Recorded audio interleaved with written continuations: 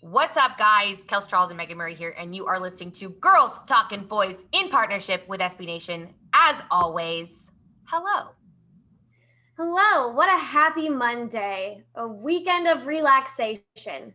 No Cowboys losses, The no. disappointment came early. We got to live our lives. We ripped the Band-Aid off, and we got to enjoy a chill, not tragic weekend of Cowboys football. You know what, Meg? That's a little victory on this Little Victory Monday. So congratulations to us for that. Kicked it off early for you. It's funny that we talk about how obviously it's the Thanksgiving holiday weekend, and, I'm in the middle of studying for finals, which I'm like, just totally, wow. Whoever said that getting into grad school and getting into business school, like the dirty little secret is that the hardest part is getting in, was actually lying. They are lying. And I saw your tweet about that. I was like, oh, she's having a good day. I kid you not. I have spent a minimum of 35 plus hours on this corporate finance take-home final, and I deserve every bit of this beverage, that I'm drinking at this moment. What do we have over there? A little Screwball. A little. Love Screwball. Yeah. Did you put something in it? What? Did you put something in it? No. Oh, I have like it's a little piece of ice. Yeah. Oh. Yeah. I'm not that hardcore, and I know that people are listening to this like, Screwball. Like, that's not even whiskey. Screwball's delicious. I want to hear no Screwball slander. Exactly that. Okay. I'll drink whatever other whiskey. I'm not even a whiskey connoisseur, obviously.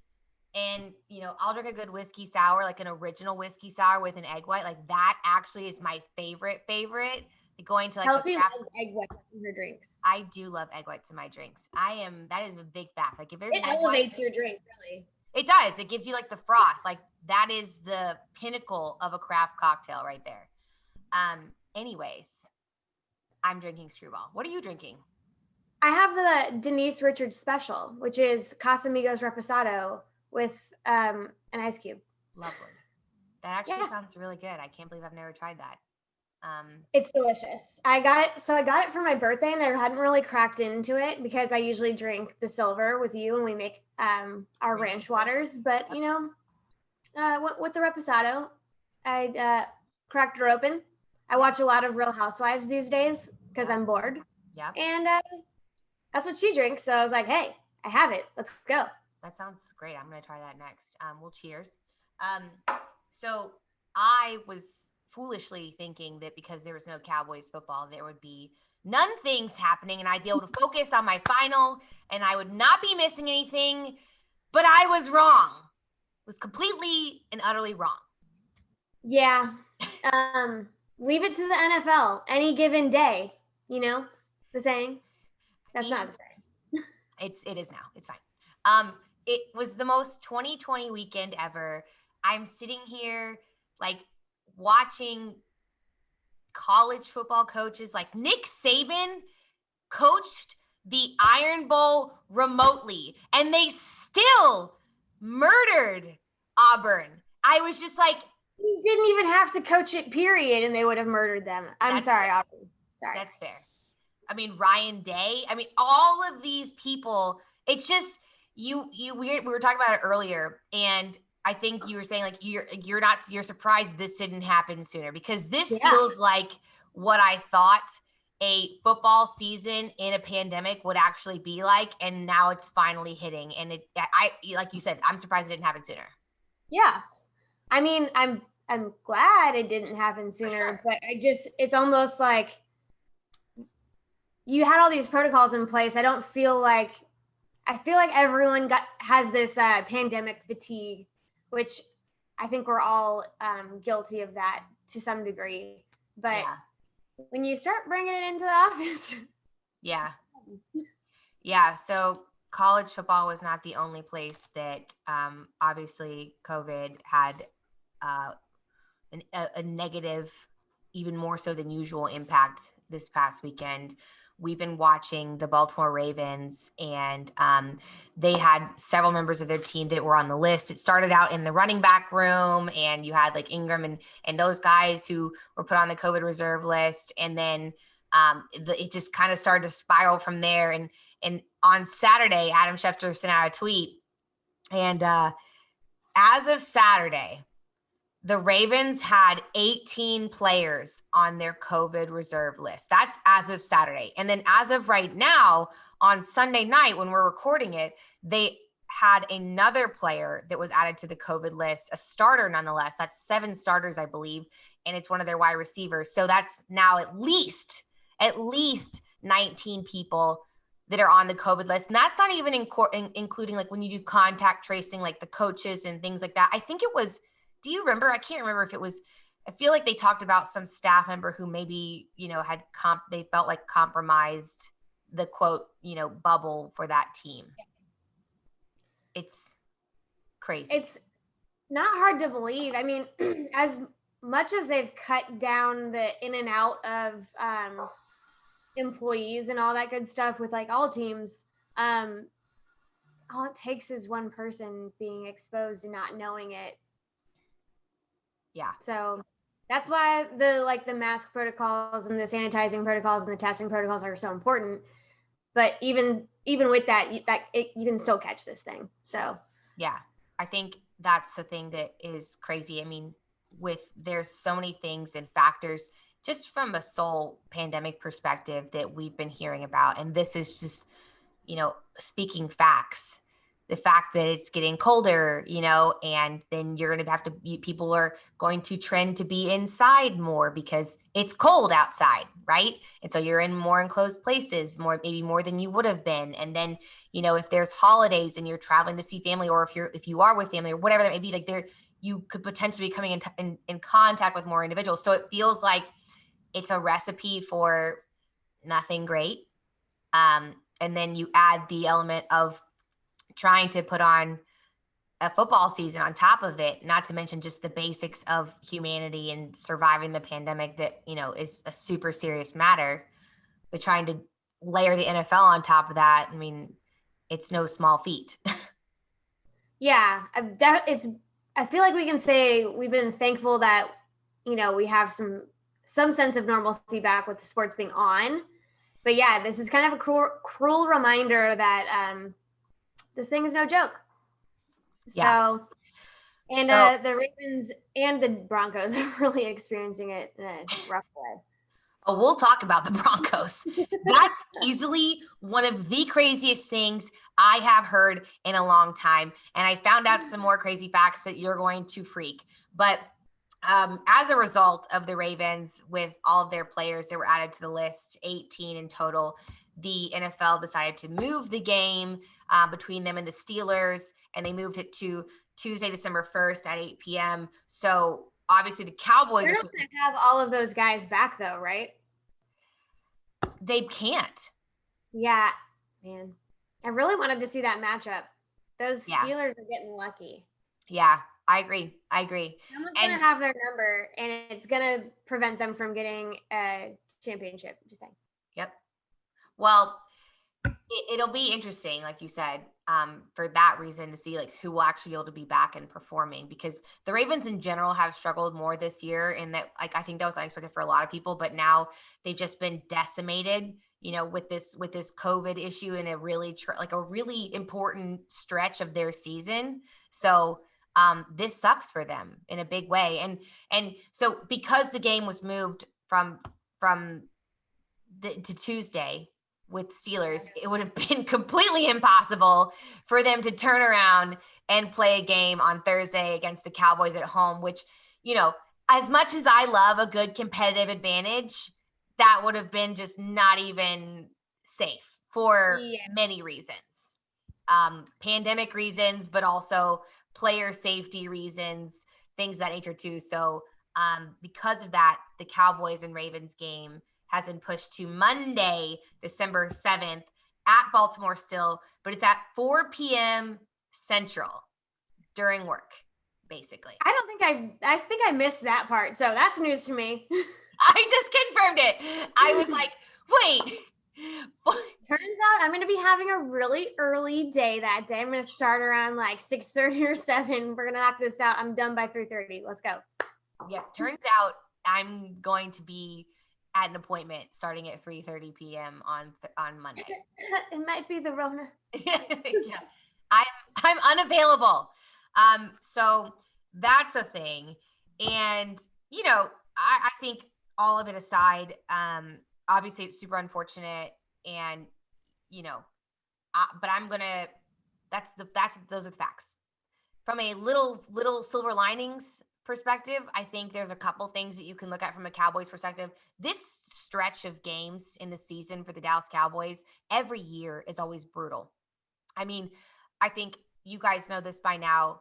I used to date an equipment manager on the team, and I remember every Thanksgiving, like Thanksgiving in general is always tough, like when you work in this league because with the team, with the Cowboys, because they play on Thanksgiving. So you always have to like do your actual dinner on like the Wednesday night before or the Friday, which is fine. But then it's like you have this whole entire staff and team where they work overnight on the Thursday night of the game to flip and get everything ready to restart the week so that they can play the following Thursday. So it's just like it's kind of madness, and the team's always really exhausted. And so I guess from a again, like a little victory perspective, I think this gives them more time. I think Coach McCarthy was treating this past weekend as like a mini bye week, if you will, and kind of giving the team some time off to just like be, They could definitely use it. I think last week is a harder week than most, emotionally, and that game. Yeah. Last week was rough for a lot of reasons. And like you said, Meg, like I actually think that, McCarthy mentioned it in his press conference too after the game. And he was really brutally honest. And he was saying, I wasn't sure how this team was going to come out and perform. I had no idea for this game. And, normally, typically you have an idea of, how people are performing because of practice and, matchups and things like that, areas to exploit. And that just kind of all went out the window in light of everything that happened with, Coach Paul. And there's just like a horrible time, even on Friday morning when, McCarthy hopped onto the reporter call and with all the beat writers, and, they're starting to kind of ask questions about the game. And he was like, honestly, you guys, I haven't even watched it. It's, I think it was in the morning at some point when they were talking to him. And he's like, I've been dealing with things regarding like personal matters, with obviously the developments that happened last week. And so I think, per your point, this weekend is probably a good thing for this team to have to just breathe, take a breath, try to begin to process what just happened. Because it was just like a week. Back to the system for sure. Yeah, for sure.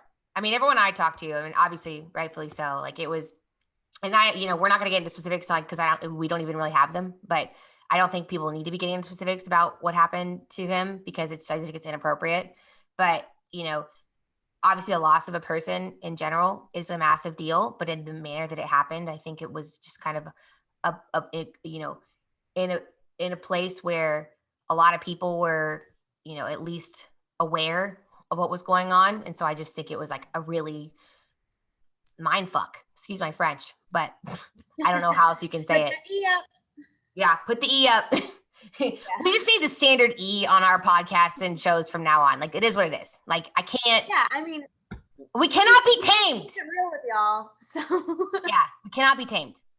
So, anyways, just again, an additional, just sending our well wishes and prayers to, not well wishes because there's nothing well about what's going on, but sending our, condolences. Yeah, for sure, to the Paul family and to everyone. So, tough times for sure. But back to kind of the COVID thing and how like giving the team a break because of the movement of the game.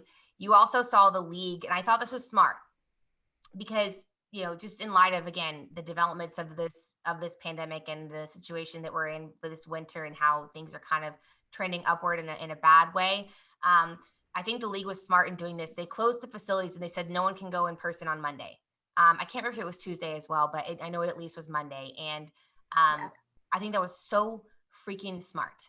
And, it was a necessary precaution. They've obviously, gotten really, really strict about the mask mandates. And if you're on the sidelines and you're not playing, you have to wear a mask and all of the above. And I think, again, rightfully so. I mean, they're docking the Raiders.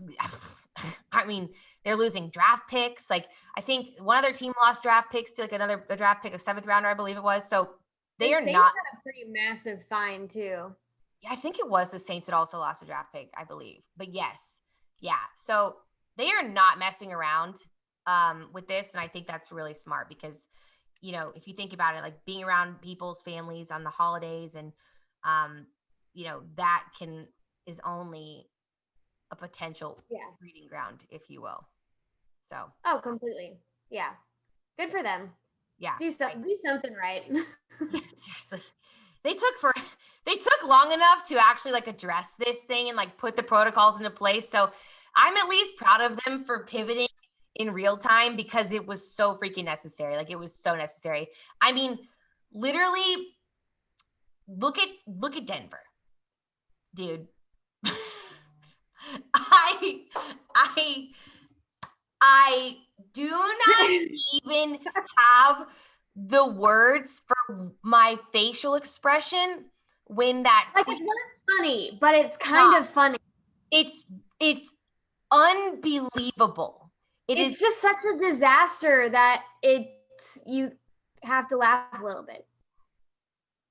I handle discomfort, pain, awkwardness with humor because I feel that's my coping mechanism. Yeah. Oh my God. Denver, what are we doing? So if you guys missed it, which I know you did not because you watch this podcast, you listen to this podcast, so you obviously like the sports, and how could you miss it? Because Broncos quarterback Jeff Driscoll tested positive for COVID on Thursday. And as it turns out, well, the other quarterbacks in the quarterback room did not follow the mask mandate policies. And therefore, because of contact tracing, we had to, or I say they were put on the COVID reserve list. So Denver quite literally did not have a quarterback going into Sunday's game. None quarterbacks. No one to throw the football as their job. Like, what? What?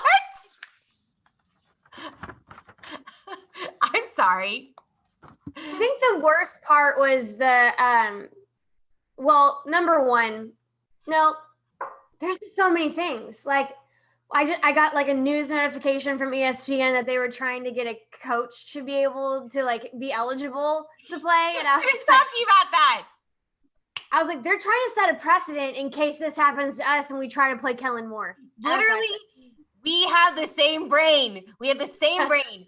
Because I'm sorry, I heard that and I was cackling. So apparently what happened, obviously, so the Broncos, no quarterbacks, right? And they're like, I mean, we know Elway is like a part of our team in like a sense, but like, that would be like the Mike Tyson fight last night. Like bring back Elway for one game. Why not? Everyone's doing it. So the Broncos tried to go to the NFL and they were like, hey, none of our quarterbacks actually tested negative, even though they're on the COVID tracing list.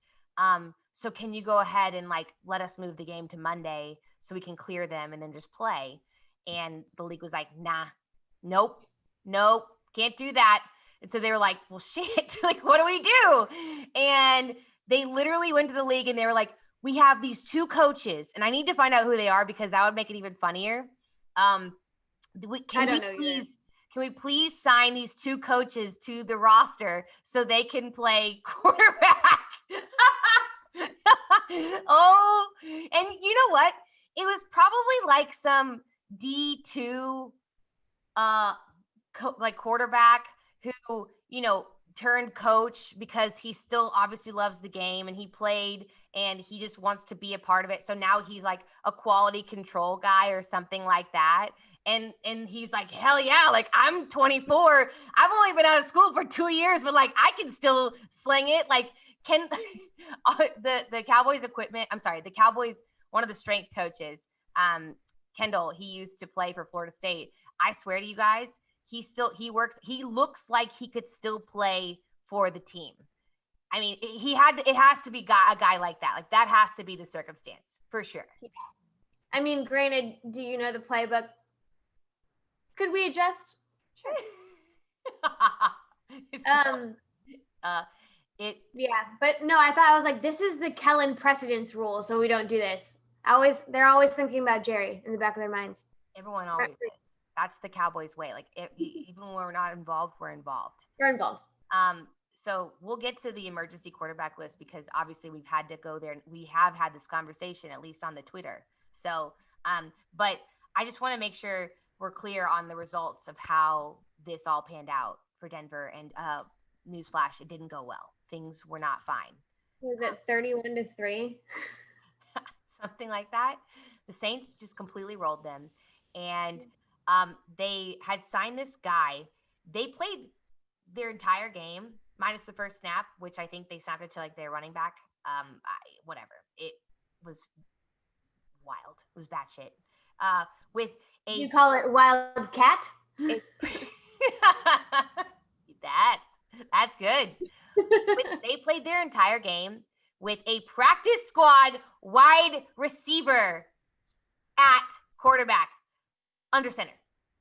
I can't even say under center because I don't even know if he was it was insane. Kendall Hinton, his final stats were 1 for 9, 13 yards passing, 2 interceptions.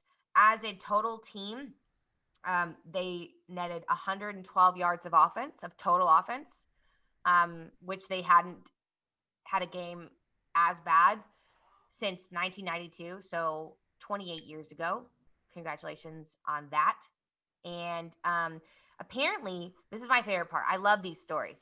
Apparently, he had just been signed to the practice squad, and he hadn't taken a snap since he played like quarterback wide receiver at Wake Forest in 2018. He was a salesman. Like he literally had another job, and then they signed him to the practice squad like really recently. And the next day, like the day before the game, they were like, well, we're screwed. So you've played quarterback once in middle school and we're the starter when you were in 5th grade. So it's you. You're the guy. You are the guy. You're QB1 come Sunday. That's how that went down. Totally normal. Totally fine. It's totally fine. This is totally it's fine. Fine. But, tell the grandkids that one. You know what though? He can. And again, since I'm full silver linings, he didn't get killed. Positive. I think they did lose. They did lose 2 other players, which was dumb. Like I'm sorry. It was Blake Bortles. Blake Bortles. Wow, I forgot about him, man.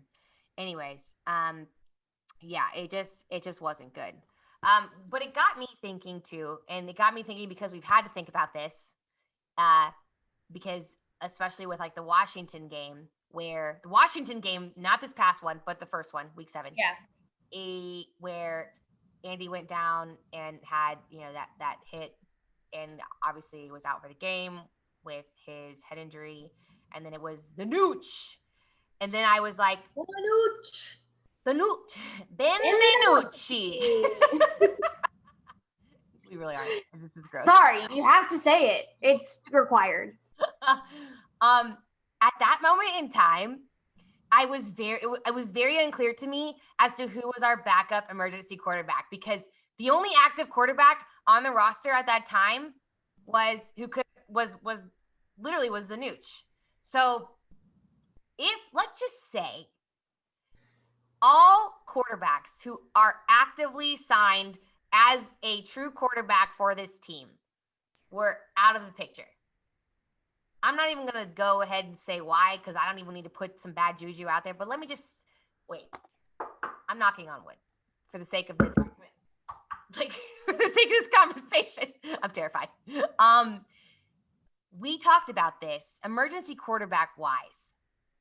Blake Bell, Cedric Wilson, or since the Broncos did it, we should try and do it. Kellen Moore. And if we had been playing last year, if this was last year, would you have put John Kitna in the mix? Yes or yes? Again, I'm bringing it back to Mike Tyson from last night or the night ago when we were hearing this. But yeah, sure, why not? That would be fantastic. I mean, at least they would know the playbook. But I mean, you could say that with Blake Bell and Cedric Wilson, they would have a understanding more so. I say put Big Set in because that would be way more fun. I have to go Blake Bell because I've been saying Belldozer. First of all, great name. Hello. Yeah. I love Ced. Like, he's awesome. But if I have to pick, I'm going to go. I mean, he was the backup quarterback at OU. It's QBU. Like, it's either, I'm picking the guy that. They're QBU now? I just said that. Between them and Ohio State. They've been everything every other year. So I'm just trying to keep up. If you had to decide which team was QBU, you'd have to be narrowing it down OU and the Ohio State University. Yeah. That feels like a fair assessment. Like, in terms of, it's a combination of quantity and quality. Like, I'm not saying the best quarterback that ever lived has come out of one of those universities, right. But I am saying high caliber and volume wise, they are consistently producing what would seem, at least at the college level, as top talent. Yeah. And then TBD on if it translates to the NFL. But we're not having that argument because they did their job in college. Yeah. Well, no one's arguing here because I agree with you. But I was like, I just hadn't heard it. Well, it is now. I gotta go Blake Bell. Blake Bell's the guy that I would have to pick, I think. Okay. And then I would just need Kellen Moore to get like very creative and go full whatever the game plan was for Pittsburgh. Just do that. Run it back. Roll it back. Like, that's what we need times 10 if that were the case. Yeah. So, you know what? I don't like jinxing things, but I do like having. Yeah, don't make us do that. No, like, I have plans in place. So, like, I'm glad we established like what we're gonna do. Someone tell Kellen I'm happy to. I'll let him know. I will text him real quick because we're like that. But I will make sure he gets the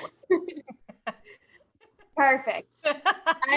I feel I can breathe easier now that you have made this decision. You're welcome. But the one guy that would be great, and I feel like would definitely be part of this conversation, who is not on our team anymore, but we do need to quickly celebrate because this is a stand podcast for him.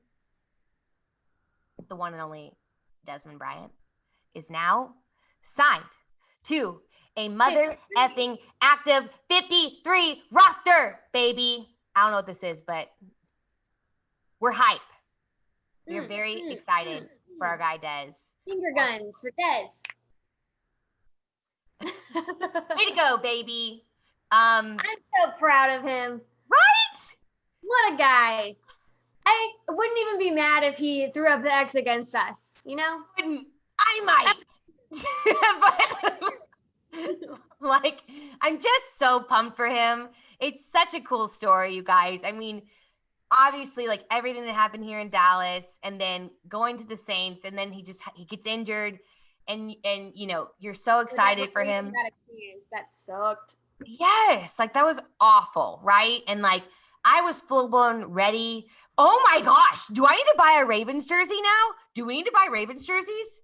I did buy a Saints jersey. I know, like, that's why I'm just asking. Like, I'm just realizing this. I think we need to, Mm-hmm. Okay, good. We're gonna buy the knockoffs because I ain't spending that much money on another team. Oh yeah. I'm not trying to. Well, no. We'll figure this out. I'll buy a shirt from his website to give him money, and then I will not give the Baltimore organization money, and Great. do something. That's a really good compromise. I like the way you just navigated that. Perfect. Yeah. Yeah. Am I a Ravens fan? No. No. Am I a Dez fan? Always. Yes. This is where the being a fan of a player. Also, I look great in purple, so. You do look great in purple. You do. It's the color scheme is there. So it agrees with me. It does agree with you. I like that. Yeah. I'll get a spray tan. Which is, it's weird I didn't stick with the family and go Vikings, but couldn't do it. I know. I was going to say, like, LSU, like, that's pretty dang close. Like, you could have been in the same color scheme. Purple and gold is for Saturdays. Yep. Not Sundays. Yep. Facts. The rule. We don't make the rules. So we're very excited for Dez on that. That's exciting. And we might go ahead and buy jerseys for each other for Christmas. The end. Thanks. Story written by Kelsey and Meg. So now that we've discussed the most important things on the list, and real quick heads up, that now means, so because a team, just real quick scheduling, because I'm going to talk actual things with you before I talk about what I really want to talk about. I know where this is going. So the Cowboys and Ravens game was moved to Monday, December 7th at 4 p.m. Central Time at Baltimore still. So that now means that they will turn around and have a normal, for the most part, normal week to play at Cincinnati on Sunday, December 13th. Not against Joey B, but we won't even talk about because RIP. But so things will, for all intents and purposes, resume to a semblance of normalcy, assuming all goes according to plan. Yay. What a year. What a year. Seriously. Roll us out. All right. Well, that's good because we're in on a high note. Because I have some really important question for you. I was watching, obviously, Thanksgiving, very important holiday. It's one of my favorite holidays. I've requested this for a long time and I've never made it happen. We should probably do it this year. I love Thanksgiving food, like so much so that that was the plan. It was. And then coronavirus. Yep. So for my 30th birthday this past year, we were going to go to the Oregon coast, and my birthday dinner, we were going to have Thanksgiving in March. It was going to be great until it wasn't. Until the world quite literally shut down on my actual 30th birthday, March 7th. So I'm not saying it was me in turning 30, but it might have been me in turning 30. Anyway. It wasn't not you. So very sorry. Yeah. And sidebar, again, we're using humor to deflect. Okay, guys, like we realize COVID is serious. Like always hang with us. Okay. We get it. How else will I survive if I can't make a passive aggressive, like sarcastic joke? Let me live. Everything we say comes with the utmost respect to every person who is working their ass off on the front lines to make sure that we can, be as safe as possible. So please take every joke we say with a grain of salt. Anyways, so CeeDee Lamb was sitting on the sidelines recently and on the bench with Michael Gallup. And because it was earlier this season, but they posted it. Yeah. Which makes it even better. Yes. They posted it before Thanksgiving, and I'm like, we're talking about pie, which means that we're meant to be friends. What else do you do on the sidelines during a game? Because I don't think anything. I think this is exactly the type of content we needed. So CeeDee Lamb has had some commentary regarding an inquiry for Michael Gallup. Yeah. And what's your favorite type of pie? Like, innocent question, right? Like, what's the best pie? Alex was so confused. He was like, what? Like, we're playing football. Which, again, I felt such a sense of kindred, like a kindred spirit moment for me with CeeDee in that time. I was like, yes. Like, just literally. You're like, you'll have a conversation with Kelsey and she's like, so why do you think the sky is blue? Yeah. Like, parakeets. Like, let's talk about parakeets. Parakeet Nation. Anyways. Well, you have to explain that now. We used to go on the Katy Trail in Dallas to go on walks, but now there's too many people. And like we said, we respect Miss Rona. So, but yeah, there's a parakeet. What are they called? Flock? Colony? A tribe? Someone released parakeets, actual parakeets, into the Dallas Metroplex natural outdoors. And they're at White Rock, and they're also at Katy Trail. Yeah. They do like the little corner thing. They go like Greenville over. Anyways, Kelsey was taken by them. And we were talking about something completely not related to parakeets. And all of a sudden she was just like, look at these parakeets. And that's just the perfect encapsulation of Kelsey as a human being. Like, we are entering Parakeet Nation. And it is now the name of Meg, Dave, and I's group text. So that's who we are as a group. Parakeet Nation. Birds are not real except for parakeets. Parakeets aren't exactly birds. I think they are. And chickens. Yeah, I think they are small rodents with feathers. They can fly. Yes. Yes. Anyways, I digress. So CeeDee Lamb was like, all right, Michael Gallup, what's the best type of pie? And Gallup seems to think it is apple pie, and you have to add vanilla ice cream, right? Like that's the a la mode. And CeeDee is hard in the paint for some pecan pie. And I have to add some additional color commentary to this really, really quick for a second, because Megan Murray has some very strong feelings about pie, which is why we're going to do a pie power ranking to close out today's show. This is her moment to shine. This is her alley. This is her lane. This is her specialty. This is Megan Murray to a T. Meg, tell the people your perspective on pie versus cake before we really dive in. Cake is trash. Pie is made with love, and therefore it is ultimately better than all forms of cake. Just across the board. There's nothing better and more heartfelt than a pie. Cakes are just, people throw cakes around, they even they make it with ice cream. Disrespect, I say. It's like barbecue. It's like Texas barbecue. If you put sauce on it, it's disrespectful. Is that kind of your thought process? It needs to exist on its own. You can have ice cream with your pie, but an ice cream pie, no. It's an ice cream cake. Yeah, no. Cake is like the catch-all. It's like the bullshit category that if you you're like, here's this sweet dessert thing. We're gonna call it a cake, so someone buys it. Not the icing either. I don't know. I just can't get behind it. King cake is an exception. Okay, but that doesn't really. That feels more like a pastry. Yeah, that's like a pastry. Thank you. All right, so I have a really soft spot in my heart. We should mention that my birthday cake was actually pecan pie.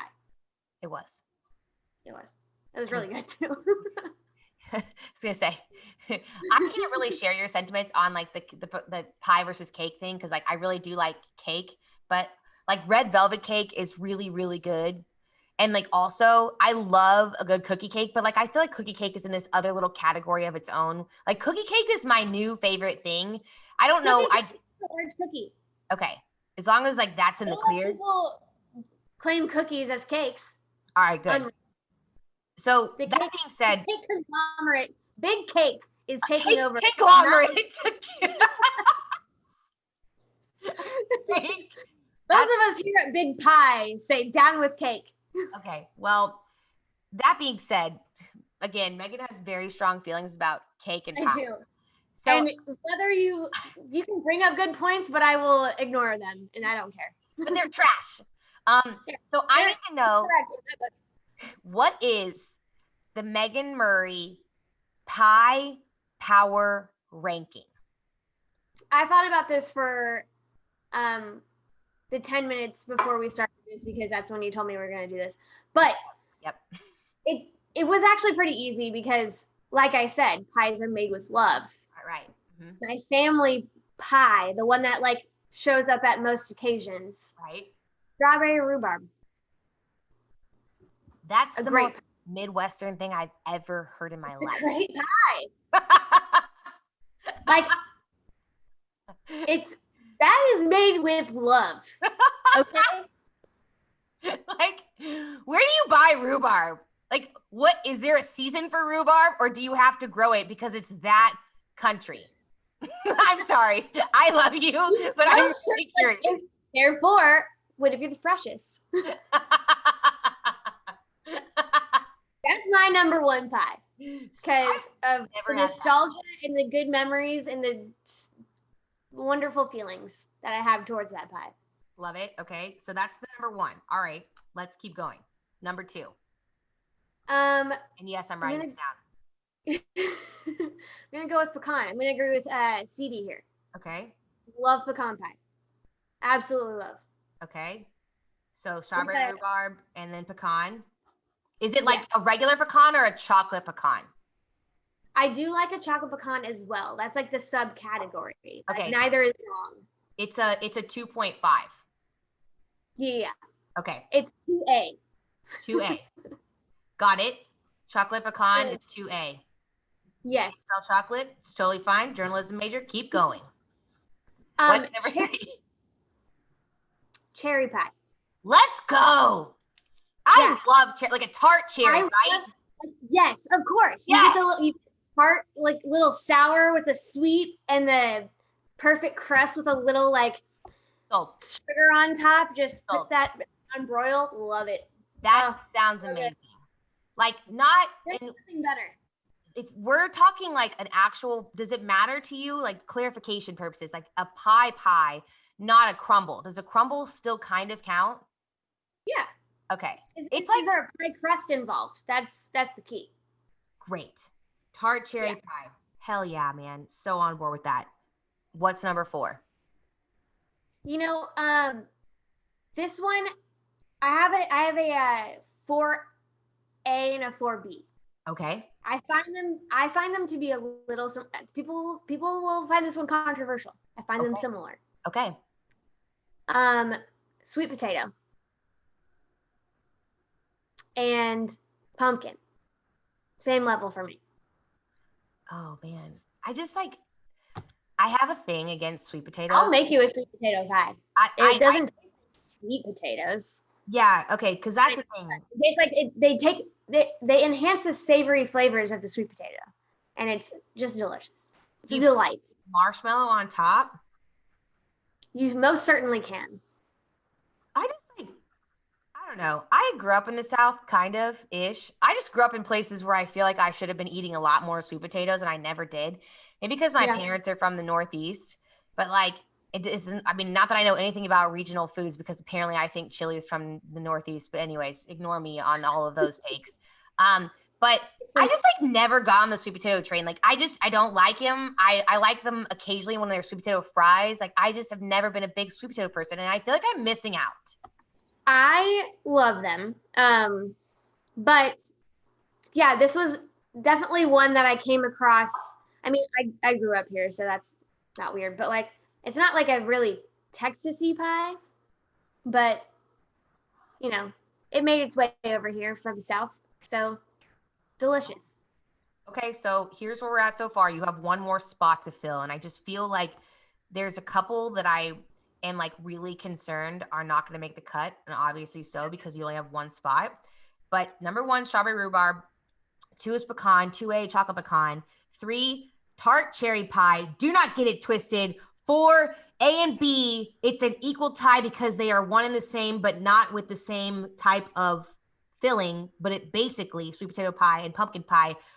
What is rounding out your top 5 pie power rankings, my dear Megos? I love key lime pie. Let's go! Dude, I was so concerned you were taking this off the list. Oh, I literally have it written down. Yell at her if she doesn't say key lime. Key lime pie is delicious. I fucking love key lime pie. Yeah. RJ, put the E on this because that deserves all of the obscenities. Like, it is the most incredible concoction of all time. Bless up to whoever invented it. Goddamn. So. And a special shout out to one that didn't necessarily make the list, but is still close to my heart. Yes. Mississippi mud pie. Okay. Good stuff. All right, so that's an honorable mention. Yeah. But really, I haven't met a pie that I don't love. I have to ask you, you didn't put apple on your list. I didn't. I do like apple pie. Some would say I love it. But it's just if I'm going to freak out over a pie, it's going to be one of those, 5 to 7 that I, put A categories in. So I think I don't know if I'm not really a big pecan person. I think they're good, but I don't know for whatever reason, again, I just feel like I'm the worst. Pecan is the most Texas pie, in my opinion. Yeah, I like it, but I don't crave it. And so I think I'm a very bad Southerner for that reason. So I feel like for me, I would have probably removed pecan, and I would put the apple and blueberry would make my top 5, I think, too. I really like blueberry is so good. I feel like blueberry is a very dark horse, underrated pie. No one's I want blueberry pie. Really similar to cherry. Yeah.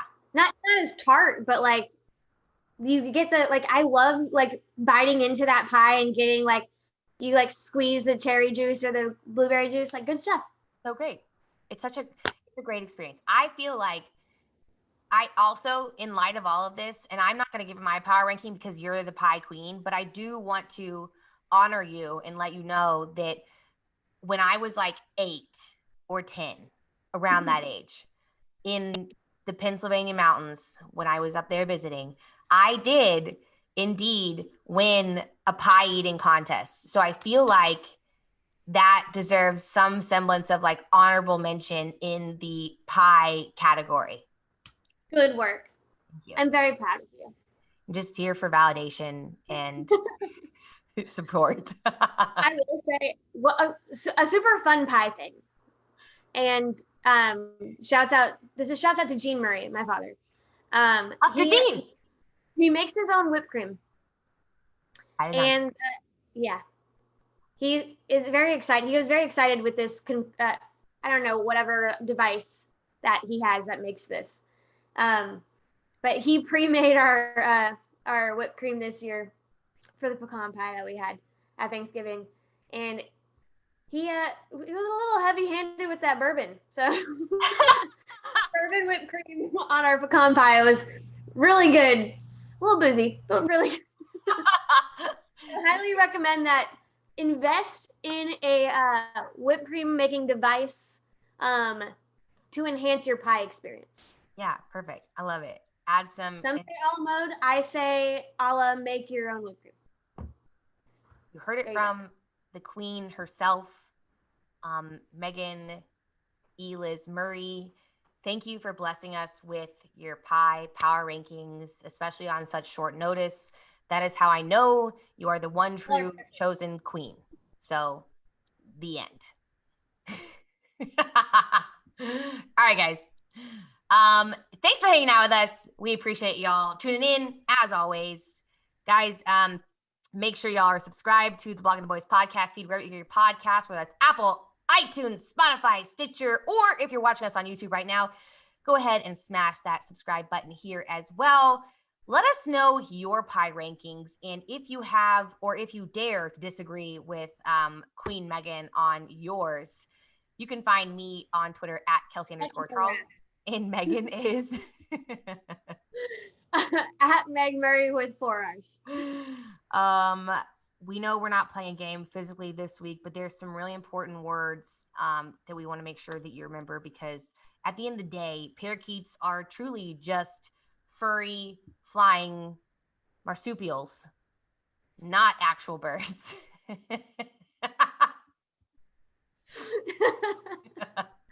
And that would be Dallas Forever, Eagles for literally never birds aren't real. Bye. Goodbye.